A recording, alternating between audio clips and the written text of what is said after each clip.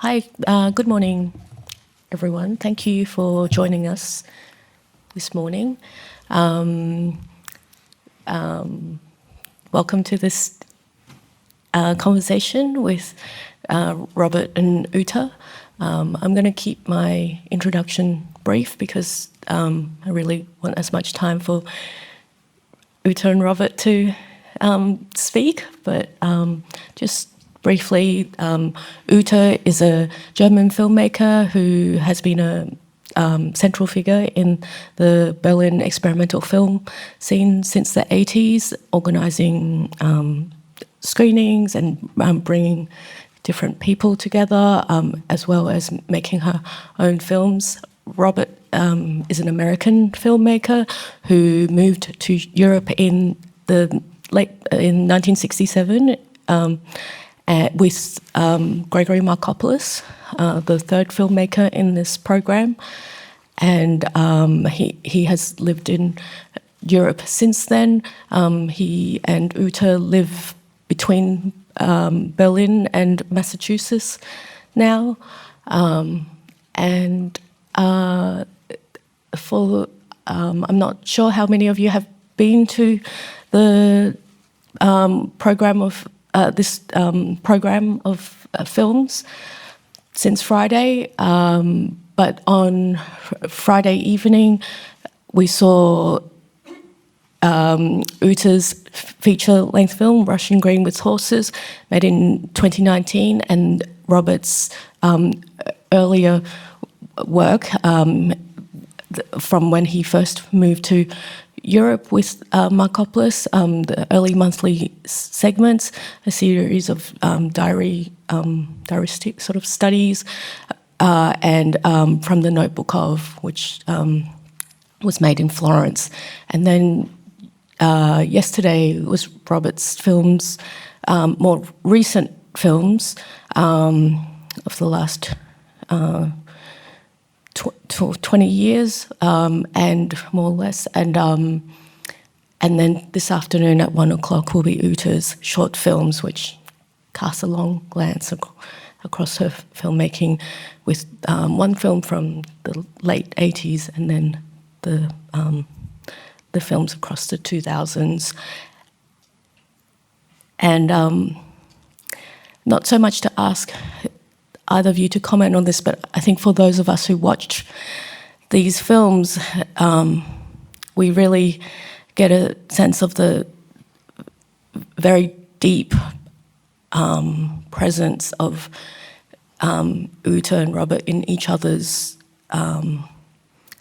life and film and its understanding and movement. So I thought perhaps one way to start is to, for each of you to talk about the relationship of you and the camera as an instrument, to your eye, to your hand, to your movement, and where you see the people and things and places around you. Soll ich anfangen? Yes.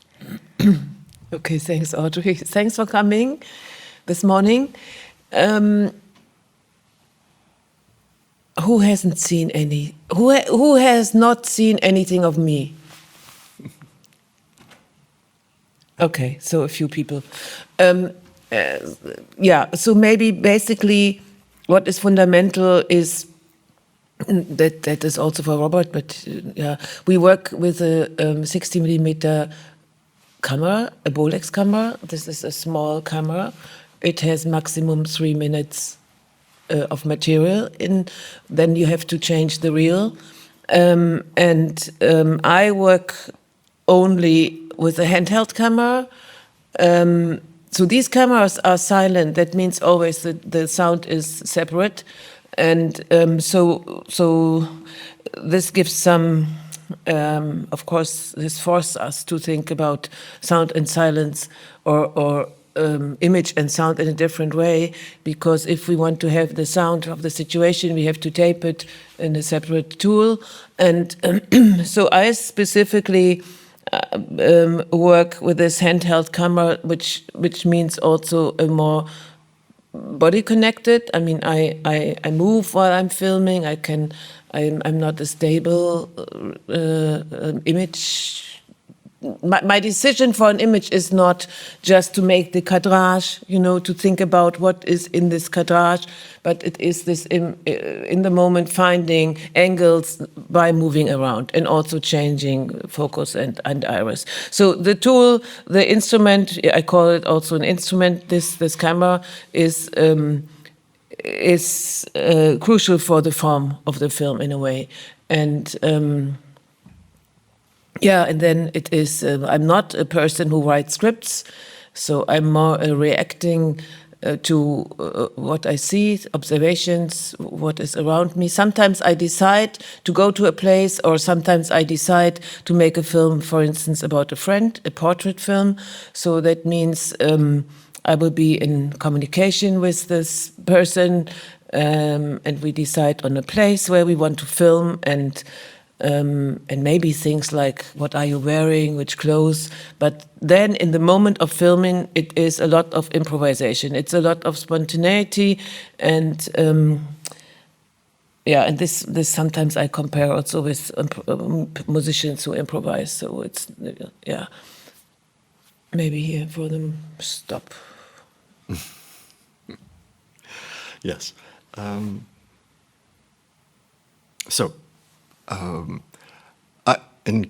Maybe in contrast, I would say I usually use a tripod.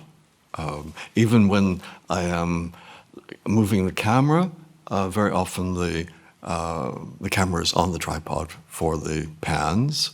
And in the early work, concentrating on very clear horizontal and vertical movements. I was particularly interested in the vertical movements, and combine very often the camera movement. Well, there were two. I should back up a little and say, because my interest and early interest came from a group of filmmakers who were very strong in montage. And montage, I felt later, I realized, draws you towards not moving the camera and concentrating on the montage. So it can be both, but I think there is a tendency between, if you're concentrating on montage, to have the frame not move. So it was only later, starting maybe with Picture of Colored Light, where I felt more this need to balance camera movement and montage movement, which montage movement is inviting the spectator, or the spectator has to move their eyes. There's this difference of when the spectator looks at a movement, I think the eyes are more still. And when the spectators experience the montage, the eyes are actually in a different kind of movement. So that's some of the thoughts. Yes. Reflections later, you could say. Yeah. Because as Keegan talked about with his introduction for your early films, he talked about how the camera as a room, as well as this room, and when you talked about the eye movement and so forth, there is a kind of mimicking, but Yes. the camera, the with the Bolex, there's a lens, the 3-lens turret, and it turns, and Right. also what you did with masks. But there's a shared, of course, there's a whole shared existential level, which is very important also in the economics and how the films are made. So that's a different area. Yes. And, well, when you talked about montage, that was going to be my kind of next question, because for Ute, the editing in many ways in camera, in the kind of jump cut, well, jump cut being a more technical term. It's this kind of impulse or something with the stop start. The editing happens with as it's being filmed because of the rhythm, the musicality of. Yeah, I mean, yeah. It's hard to talk It's about. yeah. You know, sometimes when I speak about, or now you say editing in camera, this means the film while filming, to find a rhythm while filming. So by stopping and filming and clicking, and you know, because one hears always when one pushes the button and the Bolex, so it is pretty rhythmic. By it's guiding a little bit, but then of course in editing on the Steam Deck on the table later, there are two things. I can go into these clusters of in-camera edited sequences, but I can also take things out or clean it or reduce it. But then in the film, of course, I have to put these different sequences together. So that this is more, when I speak about montage, means what do I see, which sequence, order of sequences. You know, what happens when I don't know. And transitions. This is also. I mean, montage, in a way, transitions. Yes. So to come from one to the other, not in the narrative where you are guided by the story, or somebody has to go out and the next sequence is maybe the movement is in continuation, you are somewhere else. So to tell the story, but here could be two completely different situations which want to be together, or you have to look for a bow or for something which is connecting the two things. And of course, this is the decision of the filmmaker. So how are these things touching each other, and what is this moment creating? And I think this is something for me also as when I'm thinking or in the process. This is something totally different. So one thing is this in the moment of filming to create this rhythm, and the second is the decision of how to put the sequences together. And of course, it's interesting when you don't work in narrative or in documentary, where you are more, the content is more guiding. So here you have to look for another impulse of what holds the whole thing together. An example? No. No. I mean, one has to see it. It's difficult. Which is possible at 1 o'clock. Yes. And so when you were talking about that, yes, both your films are so much more than about this kind of idea of like the technical of, you know, the camera and the montage. It's how everything is imbued with, you know, one and the other, the camera, but it's the, you know, for you, the what is in that, what your relationship to the people and perception, and I think the audience and this sense of time and return and so forth. So, do you want to talk a bit about this? I don't know. What could I, before we leave the other subject, which has to do with the camera and the moving the camera and editing in camera. Even though I'm not doing this, of course, I have looked carefully at Ute's films and notice for instance, if she's filming a chair, and this is in Terz in the long early film, there are all of these, like the human eye, there are all of these movements that we make with the eye without knowing it, and all of the movements still can create a focused stillness. So it doesn't mean that necessarily movement leads to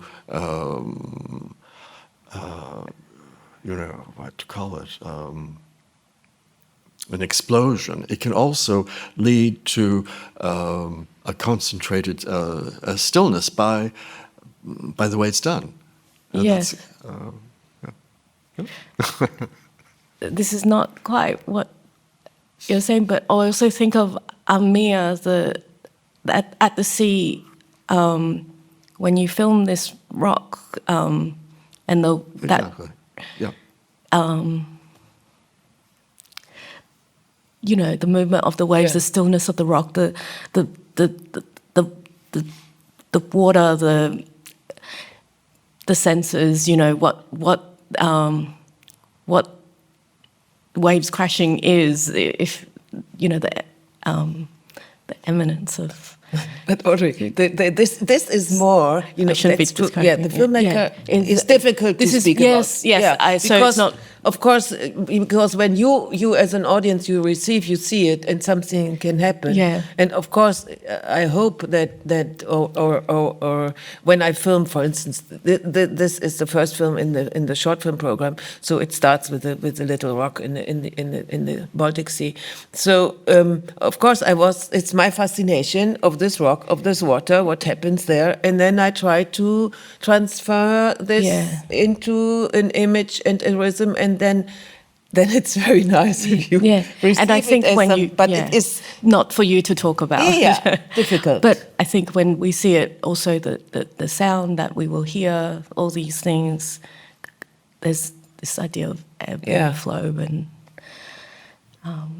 I mean, it is maybe in general because these kind of films, what we do is, I was thinking, it is difficult. People speak about experimental film and all these genres, try to catch a film in the form to place it, and so. But we are not people who are primarily interested in working with the material. So it is more in a than the words, poetic or lyrical way, but it's also we try to come closer to what this could be. So it is this. It's a little bit. We are in between these genres, and there's a lot which is not spoken out. So there is a lot because when you work visually, then there is something which is connected to the. How can I? It's not a secret, but it is something in between the things, and this is also. There's a reason why we don't work with words, So you go away from nailing it to something. So it's a little bit always fleeting. Yeah. I don't know. I think when you've talked about how poetry and music is really something that is important to both of you. I mean, we see in Russian Greenwood's Horses, Marianne Moore, Wallace Stevens, and not as an explicit reference, but an understanding of what they do, what they write. Do you want to talk a bit about, just more about poetry and music, which is a very big thing to ask? Yes. Poetry, yes, or music. Well, I think I'll start with the music because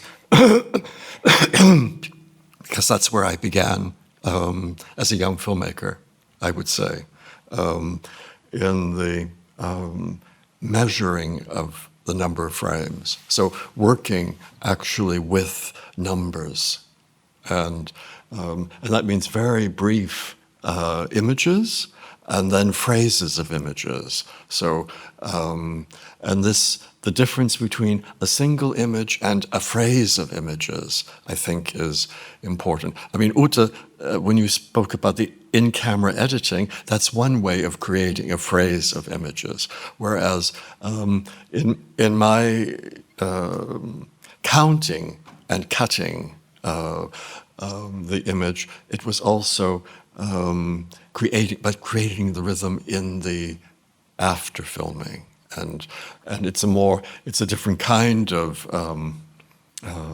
obviously a different kind of rhythm, because I was also alternating in very early films, alternating proportions. So numbers that went together. I forget what they're called.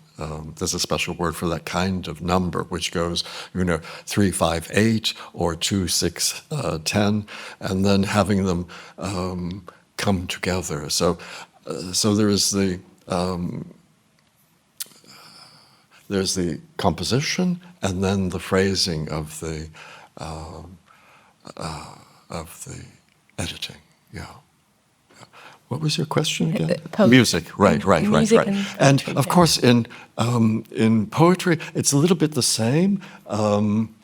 In both, because there's one kind of intuition which is in the way it's filmed. There's another kind of intuition which is more general in searching during the entire film process, and also allowing accidental elements. And sometimes I think it's interesting, this combination of accidental elements and decisions, and for the result not to look accidental, but to incorporate accidental elements. I'm going to open it up to the audience for questions shortly, so maybe you can start Although thinking with of this light something. on us, we can't quite see. But we you. can do this. Yes. But yeah, so did you want to talk about poetry then? I mean, you talked of music. Because you have so often. Yeah. You have so often. Talk about it. Yes. Yeah, but it's really a little bit, it's just to come closer to something, to find a definition, or to bring these kind of films or my films into to give them a little direction. But it's really, I'm not a reader. So, and I'm not deep in poetry, I mean, to read poetry, but what I like, if I do, is I would say a little bit awakeness. On one hand, you have an image or you have a word, but on the other hand, it is all a little bit vague. Vague. Yeah. Yes. So not completely defined and said, this is the meaning, this you have to understand this way. And so you can say loose knitting or something, where space. So space in between for the audience to come in, or even for myself to I always see that behind the images there is much more space. So we have an image and this is the surface, or we see something here projected, but there's something before, this is you, and there's something behind, this is maybe me or the whole world, memories, and space. So we enter through this image, which is seen through other dimensions, yeah? And I mean, this is with everything. This is also with talk. We talk, we have words, but this is also only, yeah, so, I don't know. Does anyone have any questions? I think a questions could microphone help. will, be passed to you. Obviously, these films were shot on analog cameras and are primarily being projected on them throughout this program. I wonder if you could talk a little bit about your relationship with the materiality of the film to shoot and screen on analog film. Thank you.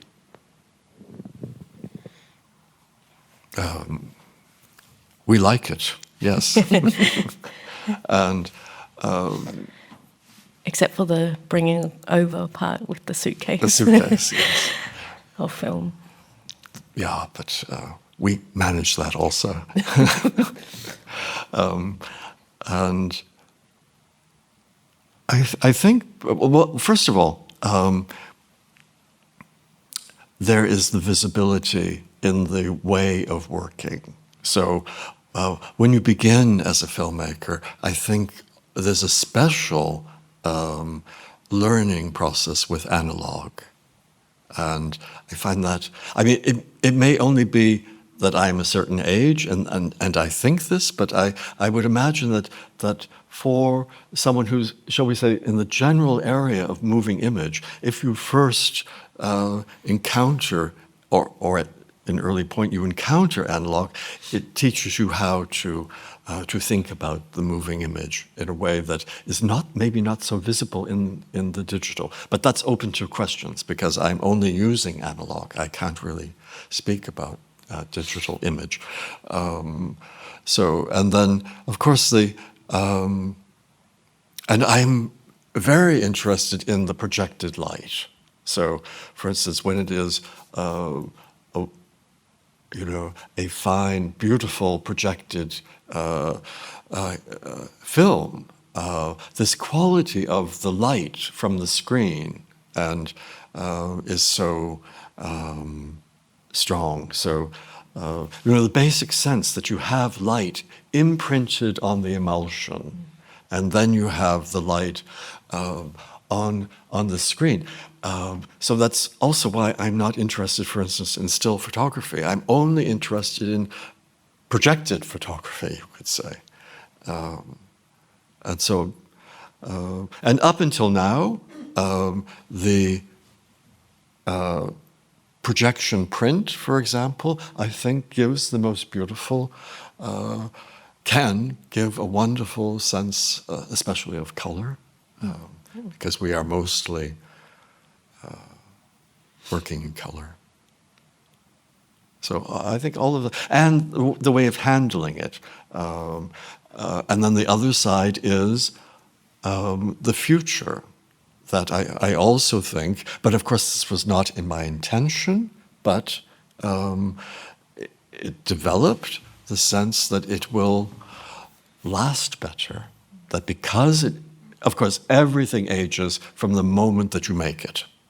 I find that also interesting. I once had a friend who was a restorer of buildings, and she explained to me that in restoration, people think of there's what is it called? A kind of not decay, but things. Entropy? What? Entropy? No, sorry, not entropy. But no, there's a kind of, from the moment something is made, it begins to decay, you could say. And the restoration is the decision how far to go in trying to correct this, how much of the decay to leave. And that I find interesting in relation to the moving image also, which, yeah. Well, not. So what I wanted to say is, of course, that the analog image, I believe, has a chance of lasting and is eventually more economical. Yeah. Maybe one short thing, because also, I mean, I always answer. I started with the analog and I never changed. So it's also because in our generation, many people have changed. They changed the instruments, they changed to digital. But for us, or for me, for us, there was no reason to change. So we stay with this instrument because we like the camera and what we can do with it. And still, there is still material. Kodak is still producing. So we refuse in a way, but which would also mean to learn a completely new technology, and you can call it also, it's very conservative, you just stay and not very flexible, but as long as it's possible. Yeah. But in the sound, for instance, you have a whole new system of working with the sound. I mean, there are things, of course, the sound editing is digital.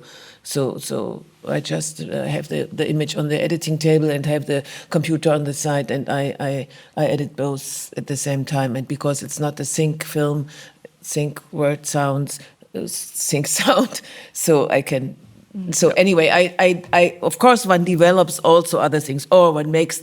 We also show some digitalization here, because it's crucial.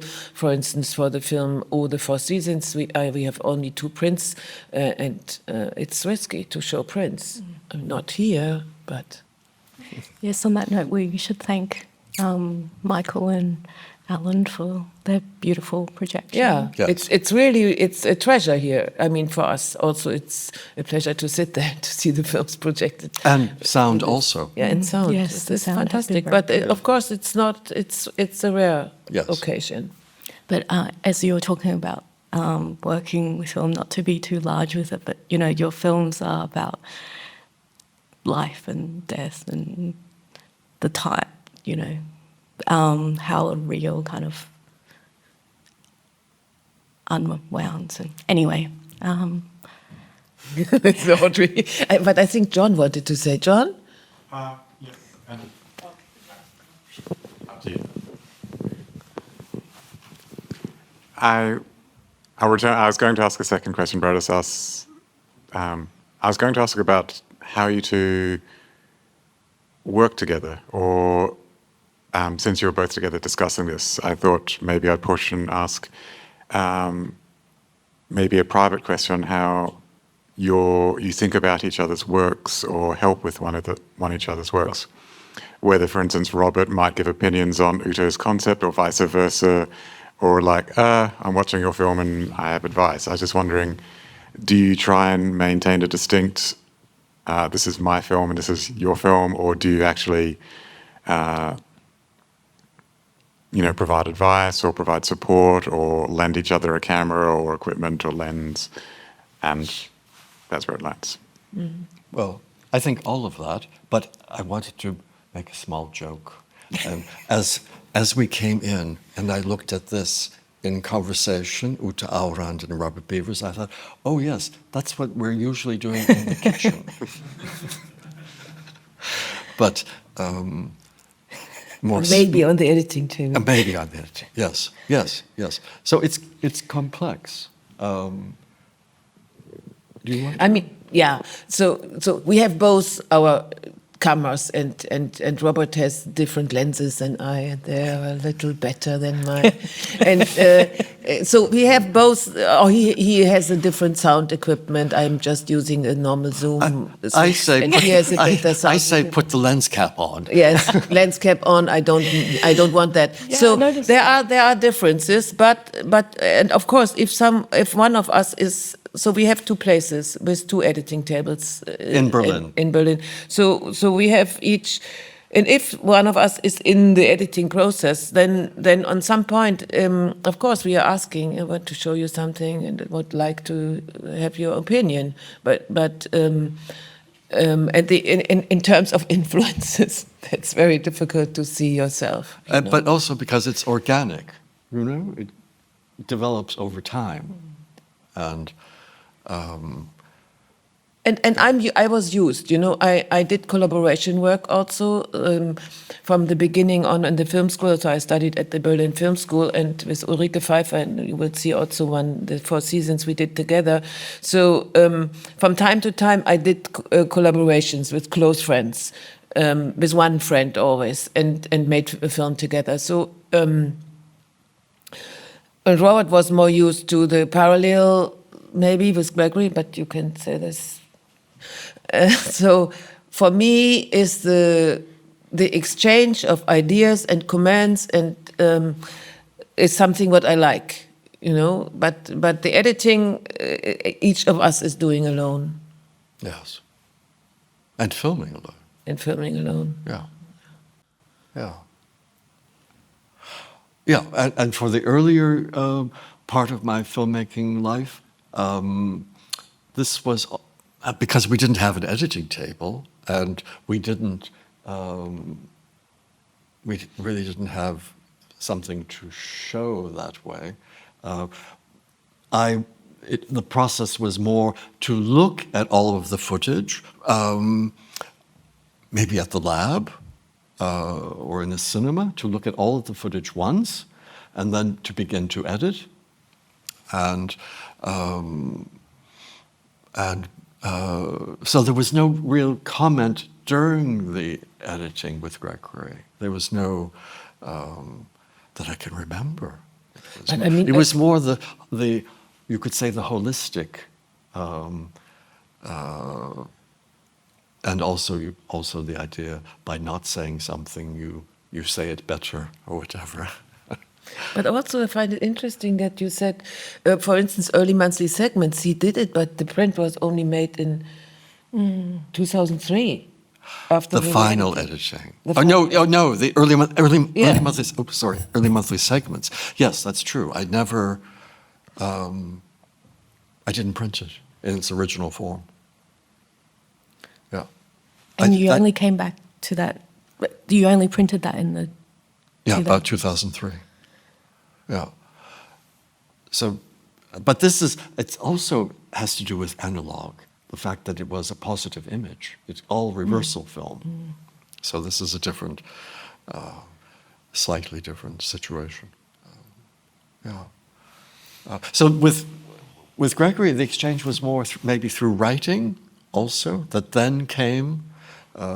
Whether I could understand it or not at the time is something else, but it was more anarchic, conservative. Yeah.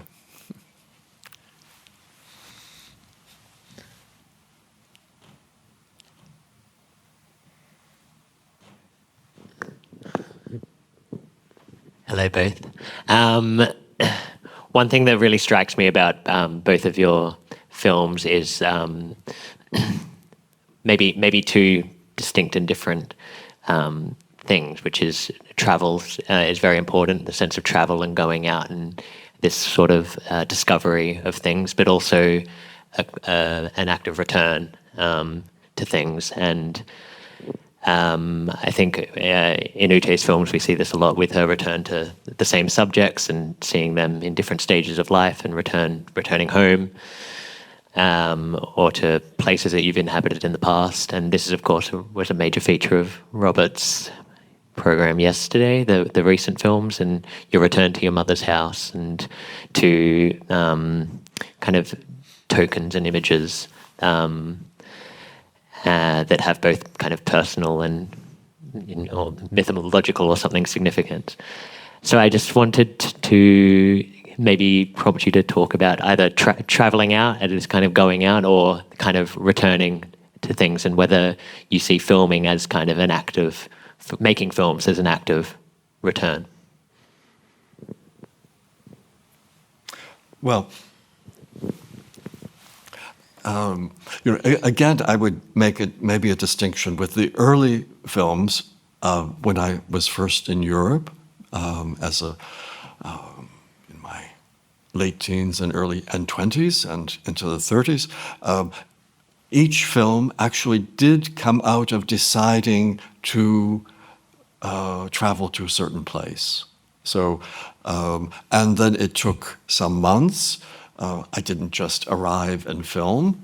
So that was, you could say, a very generous situation that one could do that it was still possible to have that freedom. So I think of the freedom of travel.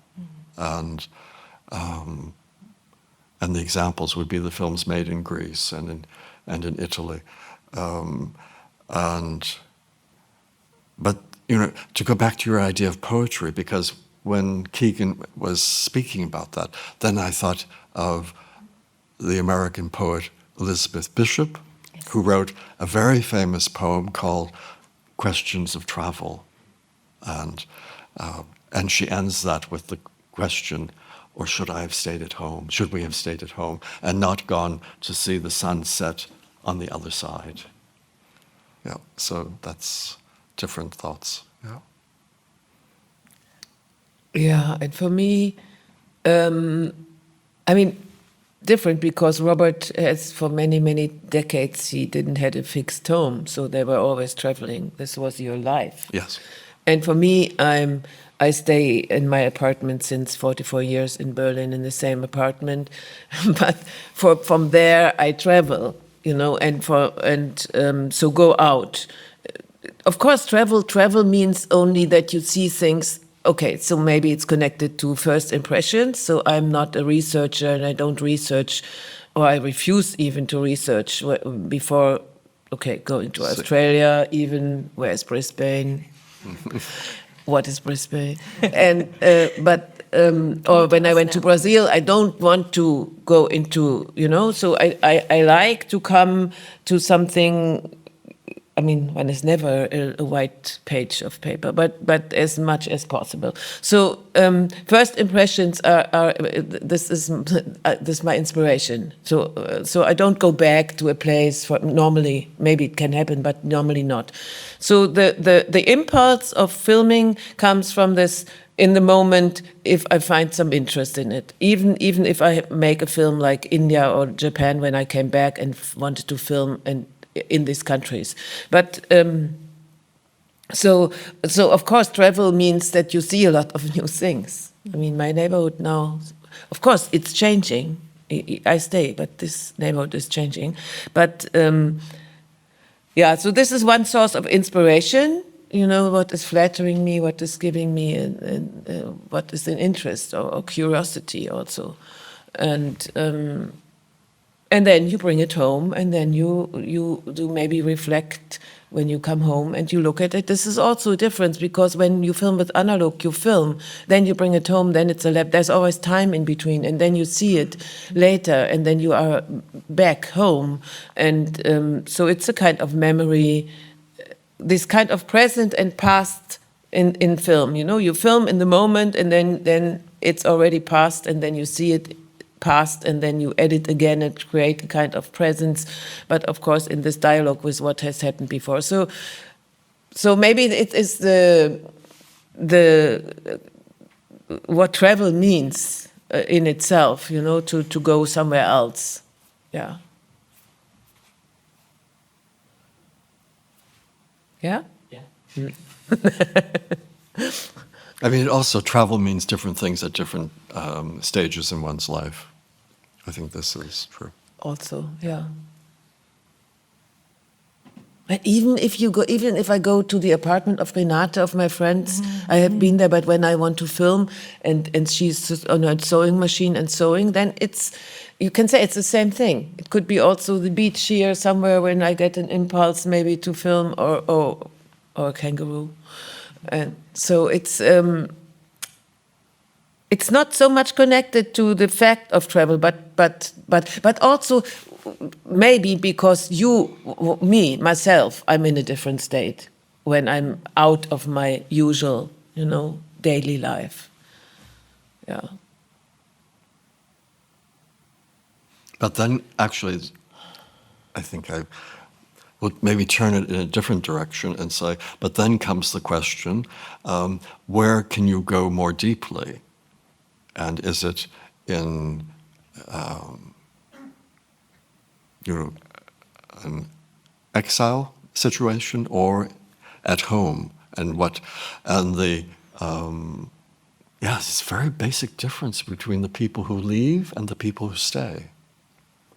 In this country, it's a special meaning, because I think many people came from somewhere else and started new. They share that. Yeah. Yes. Yeah. Yeah. Thanks. I had a question about time. And you were just talking about the passage of time between filming something and then returning to it later. But yesterday in one of the films, from the Notebook of, there's a note, I hope I'm not misremembering this, in one of the diary entries, which is that film is about the mix of the past and the future. Maybe I'm misremembering this, but I thought that one of the diary entries was about that. And I wanted to think about whether you thought about the future when you film things. Are you thinking about preserving or providing a kind of time capsule that people would like to return to at another moment?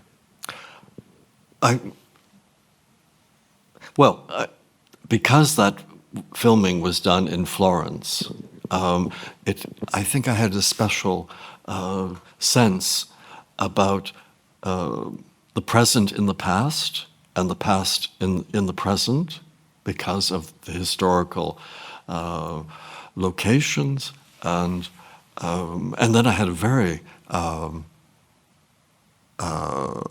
note that I don't quite understand myself about the future being already in the filming and the future in the projection. So, yeah, I mean, these are all kind of speculative half thoughts. Yeah. We'll have to wrap it up shortly. Just realised the time. Yes. So, if there are no more questions, just one more, and then.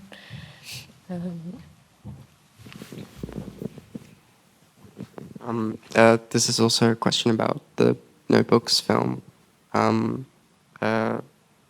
Basically, this film's like all about the process of creation and realization and having that in the film itself.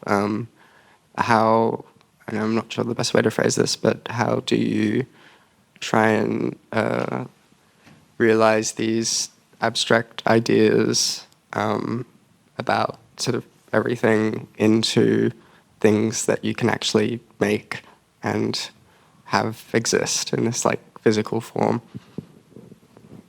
Sorry. Well, when I look, of course, that film was made over 50 years ago, and but I think of this, the relation of thought to making. I think of it as a kind of comedy. And now, yes. And actually, I forget, we were speaking earlier this morning. Was it about the skyline or what? And I liked very much. I don't know if I remember correctly, but the German, of course, the great German writer Goethe, he saw humanity as always aiming at something. You know, you have a goal and a target, and the fate is that the target is never reached. The arrow goes to the right, to the left, above, below, but that creates a certain freedom. I mean, you can see it as a certain freedom. You can also see it as, I don't know what.